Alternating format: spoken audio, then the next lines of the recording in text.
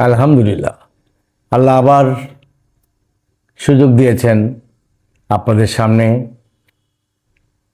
কোরআনের একটি সূরার বাংলা অনুবাদ পড়ার জন্য। আল্লাহ আবার তৌফিক দিয়েছেন, এর জন্য আল্লাহর কাছে শুকর আলহামদুলিল্লাহ।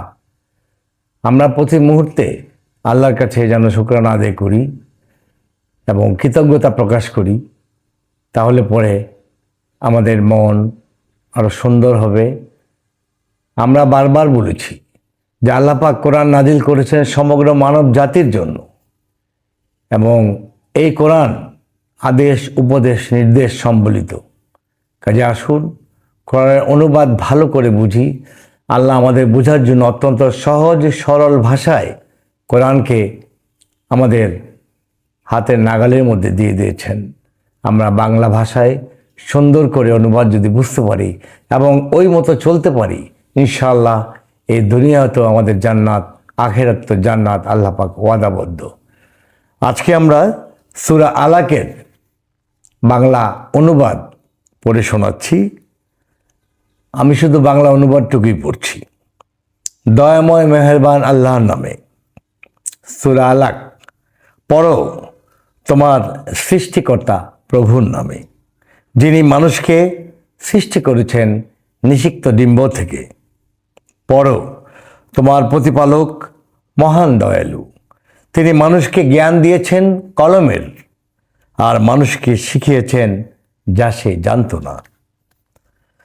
অথচ মানুষ যখনই নিজেকে স্বয়ং সম্পূর্ণ বলে মনে করতে শুরু করেছে, তখনই সে সীমা লঙ্ঘন করে। কিন্তু মনে রেখো, প্রত্যেককে অবশ্যই তার প্রতিপালকের কাছে ফিরে যেতে হবে। হে নবী, তুমি কি এমন ব্যক্তির পরিণতি নিয়ে চিন্তা করেছ যে আল্লাহর কোনো বান্দাকে নামাজ থেকে বিরত রাখার চেষ্টা করে? কেউ সঠিক পথে বা আল্লাহ সচেতনতার পথে চললে তাকে বাধা দেয়া কি তুমি উচিত মনে করো?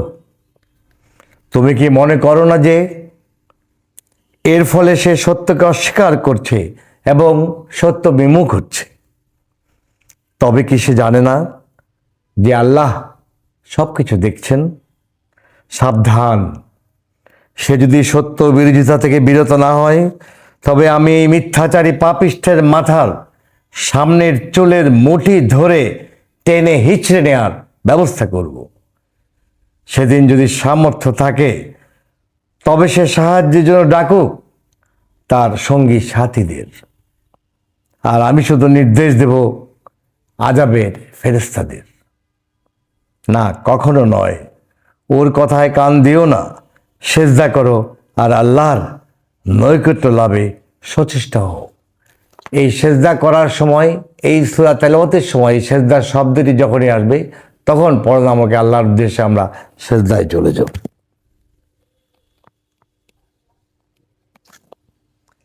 আপনাদের সবাইকে ধন্যবাদ। আল্লাহ আমাদের সবার মঙ্গল করুন।